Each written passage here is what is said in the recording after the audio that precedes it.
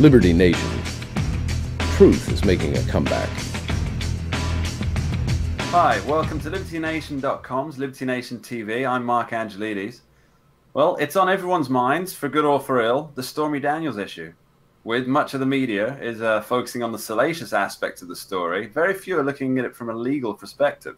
So with us today is Liberty Nation's legal affairs editor, Scott Cosenza, to discuss not only the legal subtleties involved, but to cast insight, knowledge, and general charmingness over the whole matter. Thank you for being here, Scott. Well, thank you for that introduction, Mark. I should have you precede all of my statements about anything. Quite nice. I have many flattering words. Okay, so the first question that everybody needs to know is, what exactly is Miss Daniels suing President Trump for? Ms. Daniels is suing President Trump in a court in California, in Los Angeles, to have that court declare that an agreement she signed null and void. And that agreement was a confidentiality agreement that prevented her from discussing in any way, shape, or form the dalliances and information she learned while spending private time with Mr. Trump. Okay. All right. And obviously it's being made out quite a lot now that, that they're saying, obviously Anderson Cooper was saying, was it consensual? And this is a question that's on everybody's lips. So all this is really for is to get her out of a contract. Mark, this has nothing whatsoever to do with the discussion about consensual sex or the Me Too movement. Ms. Daniels has not alleged that Donald Trump has behaved at all inappropriately in her presence. This is just so that she is not legally bound by the promises that were explicitly made in this document that say she's not going to say anything in return for the payment of this money.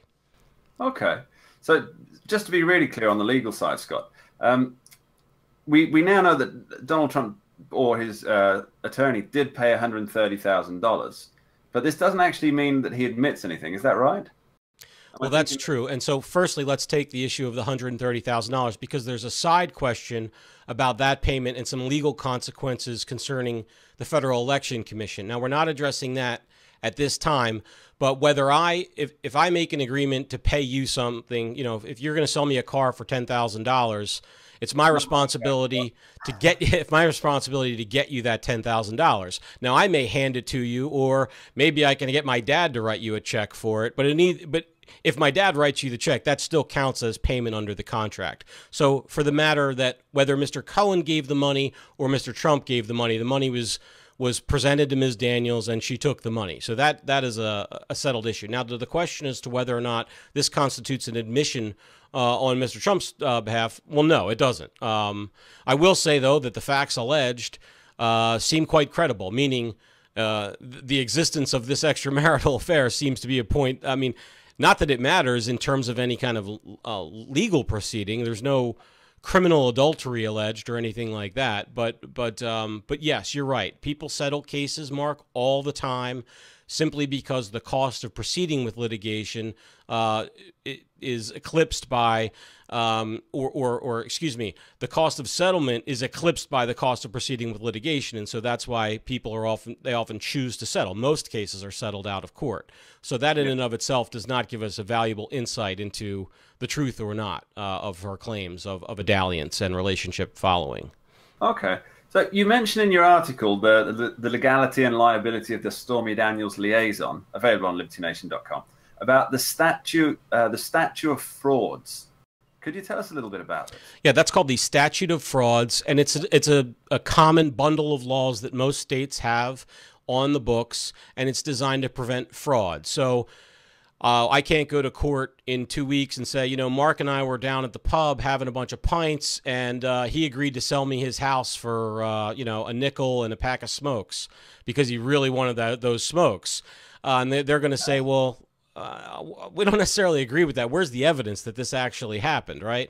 Well, because it's such a serious transaction, the sale of a piece of real property.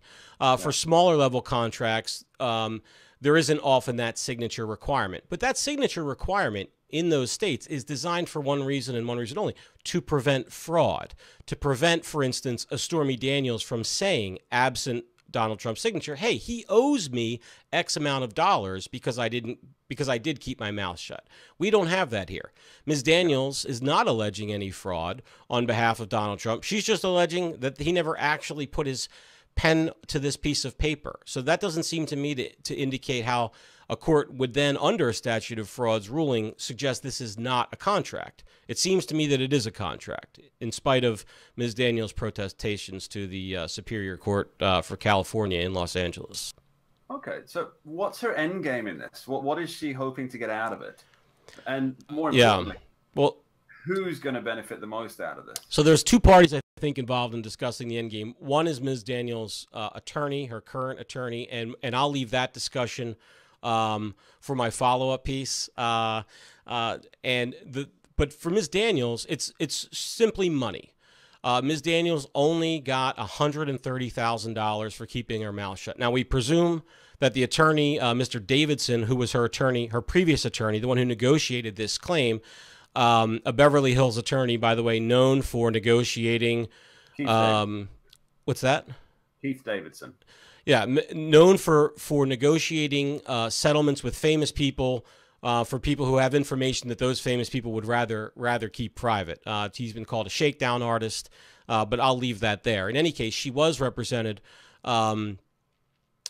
She was represented by this other attorney then. Well, so what's her end game? I believe it's money. It was $130,000. We presume Mr. Davidson took a hunk of that $130,000 for his fee, and so she got even less than that for keeping her mouth shut. The value of her being able to tell her story is extraordinary. It's many, many multiples of that $130,000. Now, you'll recall that at the time the agreement was signed, Mr. Trump was not president of the United States. He was still a candidate for president of the United States. So her story is more valuable now, and she could sell it for many, many, many multiples of that amount. And in fact, adult film star Lisa Ann was on a podcast recently that I saw, and she said that it's the difference between making a lot of money and life-changing money. And this is a person who made a fortune, by the way, portraying Sarah Palin in a number of adult films. And so Ms. Daniels presumably will follow the same road if she's free to exploit financially her presumably sexual relationship with Donald Trump. Okay, without going too into the wilderness on this, do you see any Democratic Party involvement in this on a personal basis? Do you think it's being coached? Well, Ms. Daniels' current attorney, and his name actually escapes me. Michael Olivetti. Thank you. He is a former opposition research person for Rahm Emanuel. Now, you're right. Now, that was some years ago, and he doesn't seem to be a rabidly political person. I don't want to suggest that anybody who's ever been involved in politics, it may have just been a good job that he had, but I think it tends to that's where his allegiances or inclinations anyway lie. And I'll talk some more about the way the complaint was drafted that may get into his motivations a little bit more. But I think for now, for Ms. Daniels, I think it seems to be strictly financial, Mark. There's nothing to indicate there's anything other than a financial benefit to her for being able to break this agreement. Okay, and just one last question for you, Scott.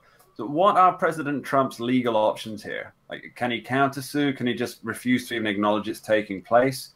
Or is he committed to going on the record to defend himself with this? Well, that's an interesting question. We have this level of anonymity requested in the document. So the document itself was signed under aliases, right? It refers to Ms. Daniels, for instance, is called, I think, Patty or Peggy, and the initials PP, in an attempt to encourage and ensure anonymity. So perhaps Mr. Trump can go to court and ask for in-camera, which is sort of an in-chambers secret or at least private examination of this, or perhaps he cannot respond at all and let the Superior Court decide on the merits as to whether on the merits as presented by Ms. Daniels' attorneys, whether or not this will be judged a contract. There are options available, and this is an area of the law that's kind of very specific. We're getting this level of confidentiality, and truthfully, Mark, I don't have all the knowledge there, especially it's state specific. So this is a California case as to what he will be able to do. But there are mechanisms within the law for people to proceed anonymously in order to protect their interests in remaining anonymous. And let's remember the entire purpose of the agreement. The whole reason that Trump laid out 6 figures plus was so that this would be a confidential and private matter. And so I think most courts would be loath to willy-nilly expose him. Now, unfortunately, we do have the Trump factor, and there are a number of people with Trump derangement syndrome, judges included, and we certainly hope that we don't see any behavior from this court or others that they wouldn't give any litigant. You know, forget Surely about nothing in California courts, Scott. Yeah, Surely right. not. You know, I'll have to be snobbish and hope that my fellow attorneys can manage to scrape some professionalism together in spite of perhaps their strongly held personal beliefs that may be against Mr. Trump. Brilliant. Well, thank you ever so much. Thanks for being here, Scott. And thank you for listening to Liberty Nation TV. If you want the full story on this and in-depth analysis on this and a whole range of other conservative news, head over to libertynation.com now. Liberty Nation. News and commentary, minus the propaganda. LibertyNation.com.